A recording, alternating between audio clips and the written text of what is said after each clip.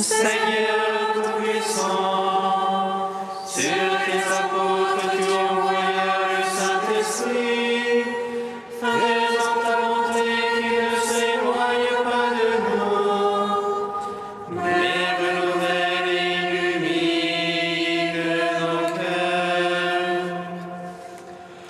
Pose sur nous ton regard, pénètre-nous de ta splendeur, que ton esprit nous fasse goûter ce qui est droit, qu'il redresse ce qui dévie et unisse ton peuple dispersé par le péché. Car tu es venu, Seigneur Jésus, pour nous sauver en ton amour.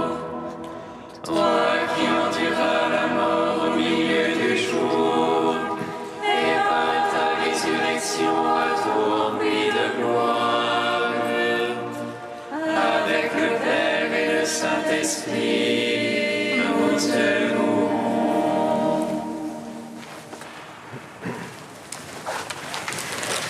Toi, Jean, petit enfant, tu seras appelé prophète du Très-Haut. Tu précéderas le Seigneur pour préparer ses voies, pour donner à son peuple la connaissance du salut, pour la rémission de ses péchés, œuvre de la miséricordieuse tendresse de notre Dieu, soleil levant qui vient nous visiter, afin de guider nos pas dans le chemin de la paix. Toi, Jean, petit enfant, tu seras appelé prophète du Très-Haut. Tu précéderas le Seigneur pour préparer ses voies, pour donner à son peuple la connaissance du salut, pour la rémission de ses péchés, œuvre de la miséricordieuse tendresse de notre Dieu, soleil levant qui vient nous visiter, afin de guider nos pas dans le chemin de la paix.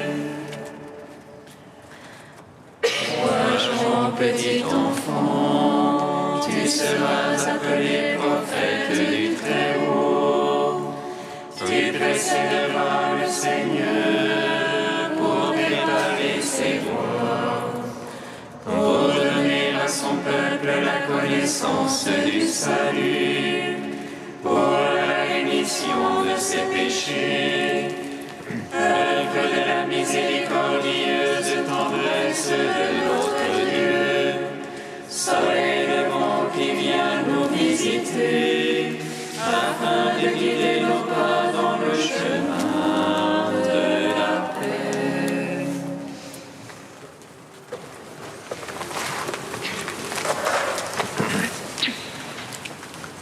Psaume 118, troisième partie.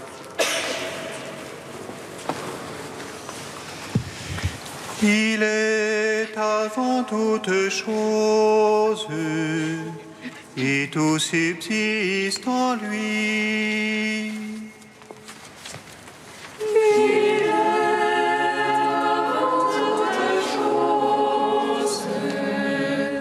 Et tout subsiste en lui. Sois bon pour ton serviteur et je vivrai. J'observerai ta parole. Ouvre mes yeux, je regarderai.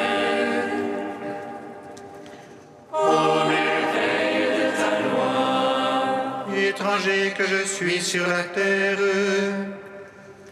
ne me cache pas tes ordres. Mon âme se consume à désirer. En tout temps tes jugements. Tu t'en prends au superbe maudit, qui sortent de tes ordres. Décharge-moi de l'insulte et du mépris, car je garde ton témoignage. Que les princes tiennent séance contre moi. Je médite tes volontés. Ton témoignage, voilà mes délices. Tes volontés, mes conseillers. Gloire au Père, au Fils, au Saint-Esprit. Pour les siècles des siècles. Amen. Il est avant toutes choses, Et tout subsiste en lui. Psaume 12.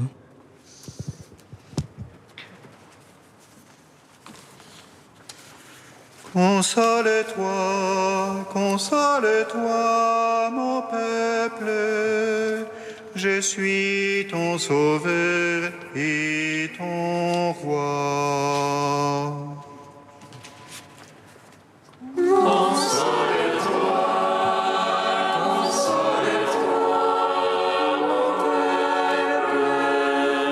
Je suis ton sauveur et ton roi.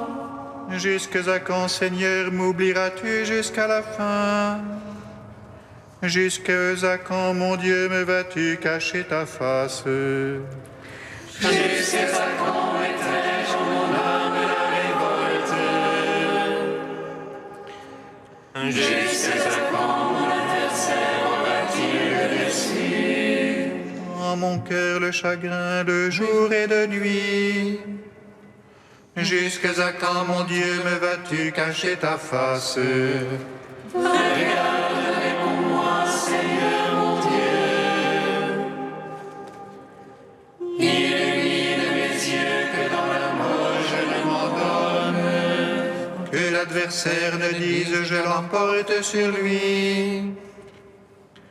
Que l'oppresseur n'exulte à me voir chanceler. Pour moi, Seigneur, en ton amour je me confie. Que mon cœur exulte admis en ton salut. Que je chante au Seigneur pour le bien qu'il m'a fait. Que je joue pour le nom du Seigneur le Très-Haut. Gloire au Père, au Fils, au Saint-Esprit. Pour les siècles des siècles. Amen. Console-toi, console-toi, mon peuple. Je suis ton sauveur et ton roi. Psaume 13. L'insensé a dit en son cœur, non plus de Dieu. Corrompus, abominables leurs actions, non plus d'honnête homme. Les cieux, Seigneur, se penchent vers les fils d'Adam. Pour voir s'il est un insensé, un qui cherche Dieu. Tous ils sont dévoyés, ensemble pervertis. Non, il n'est plus d'honnête homme, non plus un seul. Ne savait-il tous les malfaisants, ils mangent mon peuple. Voilà le pain qu'ils mangent, ils n'invoquent pas Dieu. Alors ils seront frappés d'effroi, sans cause d'effroi. Car Dieu est pour la race du juste, le Seigneur est son abri. Pour bafouer, diviser, petit, mais le Seigneur est son abri. Qui donnera de Sion le salut d'Israël? Le Seigneur amènera son peuple.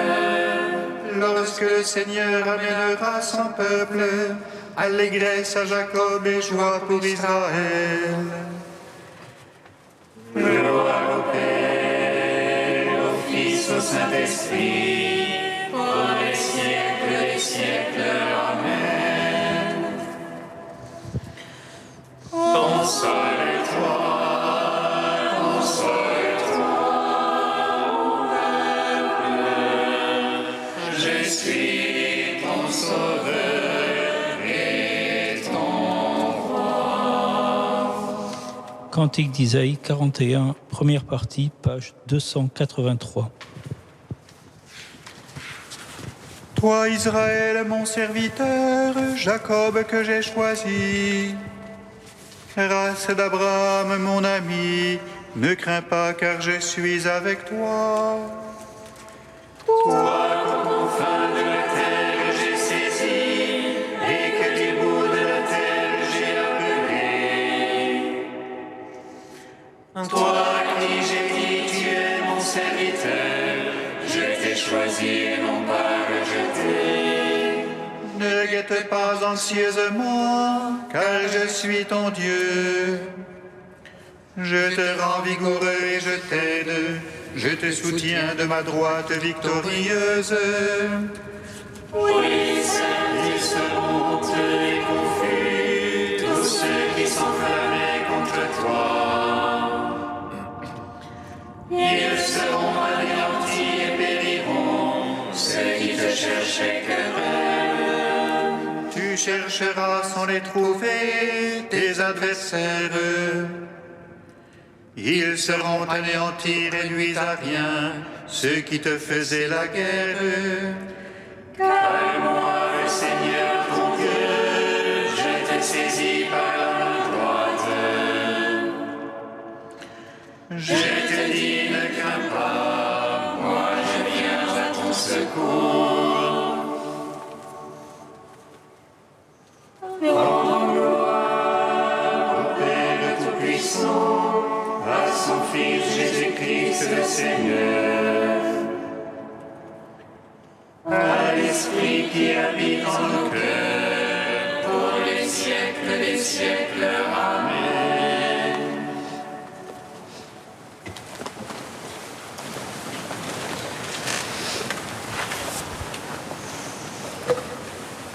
De l'encyclique Fratelli Tutti du pape François. Se rapprocher, s'exprimer, s'écouter, se regarder, se connaître, essayer de se comprendre, chercher des points de contact, tout cela se résume dans le verbe dialoguer. Pour nous rencontrer et nous entraider, nous avons besoin de dialoguer. Il est inutile de dire à quoi sert le dialogue. Il suffit d'imaginer ce que serait le monde sans ce dialogue patient de tant de personnes généreuses qui ont maintenu unies famille et communauté. Le dialogue persévérant et courageux ne fait pas la une comme les désaccords et les conflits, mais il aide discrètement le monde à mieux vivre, beaucoup plus que nous ne pouvons imaginer. Certains essaient de fuir la réalité en se réfugiant dans leur monde à eux part, d'autres l'affrontent en se servant de la violence destructrice. Cependant, entre l'indifférence égoïste et la protestation violente, il y a une option toujours possible, le dialogue. Le dialogue entre les générations, le dialogue dans le peuple, car tous nous sommes peuple. La capacité de donner et de recevoir en demeurant ouvert à la vérité.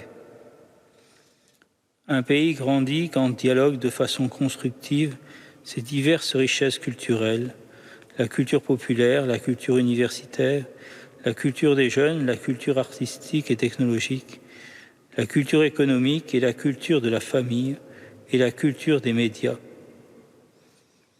Le dialogue social authentique suppose la capacité de respecter le point de vue de l'autre en acceptant la possibilité qu'il contienne quelques convictions ou intérêts légitimes.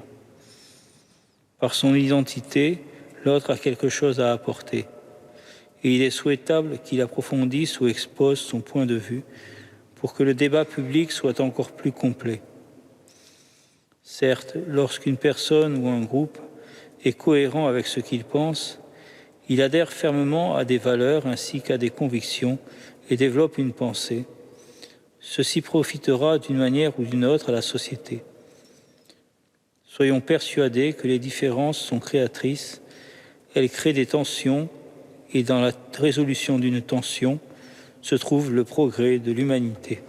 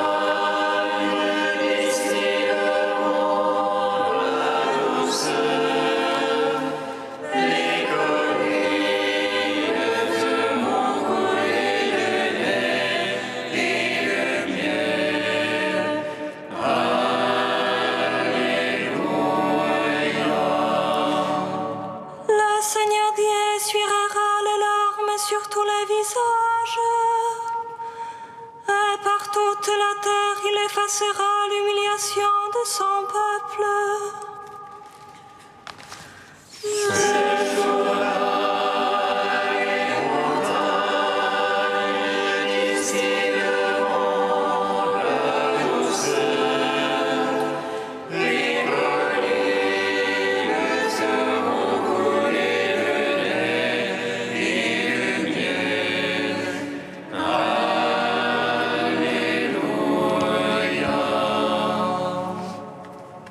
Lecture du livre du prophète Isaïe.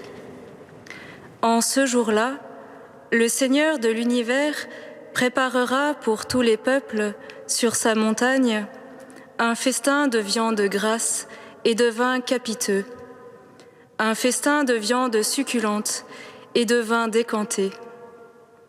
Sur cette montagne, il fera disparaître le voile de deuil qui enveloppe tous les peuples et le linceul qui couvre toutes les nations. Il fera disparaître la mort pour toujours. Le Seigneur Dieu essuiera les larmes sur tous les visages, et par toute la terre, il effacera l'humiliation de son peuple. Le Seigneur a parlé. Et ce jour-là, on dira, « Voici notre Dieu. En lui nous espérions, et il nous a sauvés. C'est lui le Seigneur, en lui nous espérions. Exultons, réjouissons-nous, il nous a sauvés. Car la main du Seigneur reposera sur cette montagne. » Nous te chantons, toi notre Dieu, nous t'acclamons. Nous te chantons, toi notre Dieu, nous t'acclamons.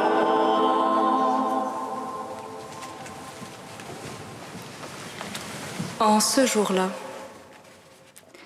Cet extrait de ce que l'on a coutume d'appeler l'Apocalypse du livre d'Isaïe nous ouvre une fenêtre sur l'au-delà, sur l'après. Et la perspective qui nous est ici dévoilée est fort réjouissante, puisqu'il s'agit d'un festin de viande grasse et de vin capiteux, préparé par le Seigneur lui-même, d'où toute tristesse, toute affliction auront disparu. Mais il faut bien le dire, si réjouissante qu'elle soit à envisager, cette perspective n'est pas si évidente qu'il n'y paraît. Car comment se fait-il que la nourriture, sous son aspect social, qui est le partage d'un repas, soit qualifiée pour évoquer le monde à venir ? Après tout, il semble assez douteux que les corps glorifiés de ceux qui seront ressuscités avec le Christ aient encore besoin de se nourrir. Et même si l'Évangile, selon saint Luc, nous présente le Christ ressuscité demandant à manger aux apôtres, nous saisissons vite que ce n'était pas pour rassasier sa faim, mais pour consolider la foi des disciples, qui risquaient bien de le prendre pour un esprit. De fait, il y a d'autres réalités magnifiques du monde présent, comme la nuptialité par exemple, dont le Seigneur lui-même nous dit qu'elles ne perdureront pas dans le monde à venir, pour la raison qu'elles sont liées à notre finitude actuelle. Ceux qui auront été jugés dignes d'avoir part à la résurrection d'entre les morts ne prennent ni femme ni mari. Aussi bien ne peuvent-ils plus mourir, car ils sont pareils aux anges, et ils sont fils de Dieu, étant fils de la résurrection. Mais n'en est-il pas de même pour la nourriture ? N'est-elle pas liée, elle aussi, à notre finitude ? D'où vient-il alors qu'à contrario, on puisse encore envisager le monde à venir sous la forme d'un festin ? Cela ne fait sens, en définitive, que si le fait de partager un repas dépasse la simple fonction biologique de réfection des corps. Il faudrait en somme qu'il y ait dans cet acte quelque chose qui traverse le temps, quelque chose qui ouvre déjà à l'éternité. Spontanément, nous serons tentés de faire le lien avec l'Eucharistie. Mais je voudrais aujourd'hui proposer un détour un peu plus improbable par les sciences humaines en mentionnant les travaux du psychiatre anglais Winnicott. Étudiant la façon dont un nourrisson s'attache à celle qui le nourrit, il a montré que le lien noué par le partage de la nourriture est un lien absolument indéfectible, gravé jusque dans le corps de l'enfant. Et cela n'est pas vrai seulement pour le lien maternel, même s'il a une valeur d'archétype. Tout lien que nous tissons les uns avec les autres, en particulier lorsque nous partageons un repas, s'inscrit de manière indélébile en nous. Si bien que l'on peut dire d'une certaine manière que notre corps est le résultat de ces attachements, de ce que nous avons fait et reçu les uns par les autres et pour les autres. Notre corps est un corps relationnel. Découverte déjà saisissante à un plan simplement humain, mais qui prend une profondeur proprement vertigineuse lorsqu'on la regarde à la lumière de la foi. Que l'on considère seulement, par exemple, le fait que le Christ, le Verbe de Dieu, ait voulu partager le repas des publicains et des pécheurs, gravant ainsi dans sa chair, en sa sainte humanité, le lien qu'il tissait avec eux. Mais revenons maintenant à notre perspective de festin eschatologique. Dieu et l'homme partageant un même festin préparé par Dieu. Dieu et l'homme devenus convives, c'est-à-dire vivant ensemble d'une même vie, celle-là même que Dieu possède en plénitude. Dieu et l'homme consommant et célébrant en ce festin un lien éternel, indéfectible. La loi de Dieu inscrite dans le cœur de l'homme et le nom de l'agneau marqué sur le front des serviteurs de Dieu. Et peut-être plus étonnant encore, gravé sur les paumes des mains de Dieu, le nom de Jérusalem, c'est-à-dire de l'humanité rachetée par le sang de l'agneau.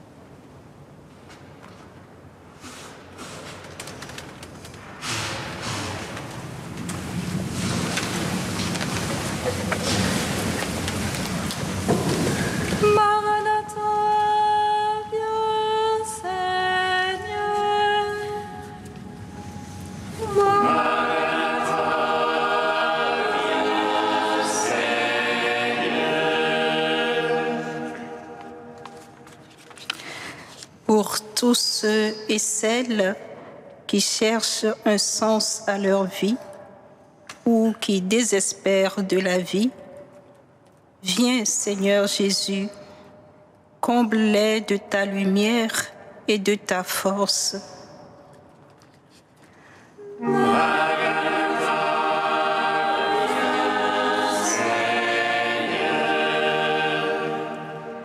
Pour tous ceux et celles qui, de près ou de loin, prient avec nous en ce moment, et pour tous ceux qui se recommandent à notre prière, viens, Seigneur Jésus, comble-les de ton amour et de ta joie.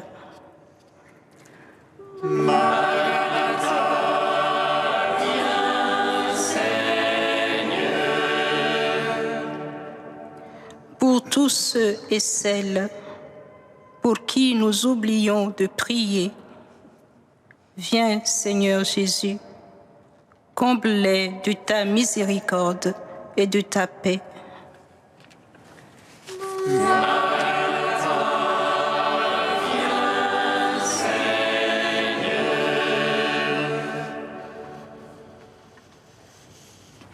Dieu saint, Dieu très saint, Dieu saint et fort, Dieu saint et immortel, aie pitié de nous. Dieu très saint, Dieu saint et fort, Dieu saint et immortel, aie pitié de nous. Dieu très saint, Dieu saint et fort, Dieu saint et immortel, aie pitié de nous. Gloire au Père, au Fils et au Saint-Esprit, maintenant et toujours, et dans les siècles des siècles. Amen. Dieu saint et immortel, aie pitié de nous. Dieu très saint, Dieu saint et fort, Dieu saint et immortel, aie pitié de nous.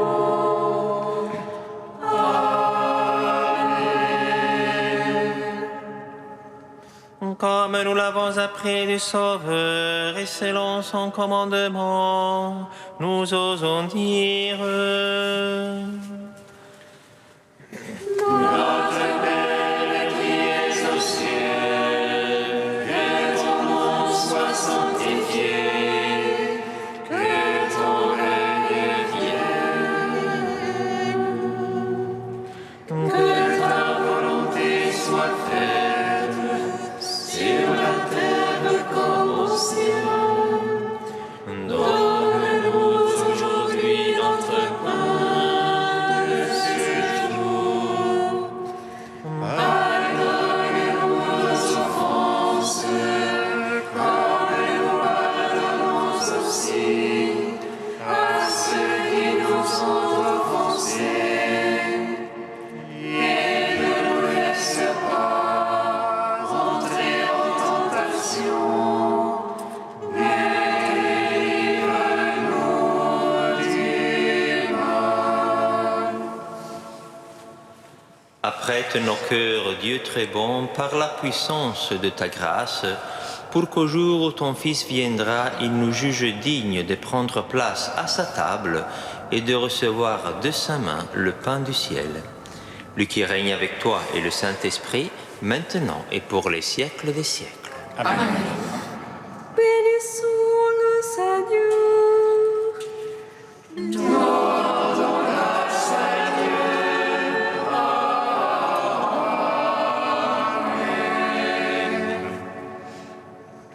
L'ange annonça à Marie qu'elle serait la mère du Sauveur. Et conçue de l'Esprit Saint, réjouis-toi, Marie pleine de grâce, le Seigneur est avec toi. Tu es bénie entre les femmes et Jésus, le fruit de ton sein, est béni. Voici la servante du Seigneur. Qu'il me soit fait selon ta parole. Réjouis-toi, Marie pleine de grâce, le Seigneur est avec toi. Tu es bénie entre les femmes et Jésus, le fruit de ton sein, est béni. Et le Verbe s'est fait chair. Et il a demeuré parmi nous. Réjouis-toi, Marie pleine de grâce. Seigneur.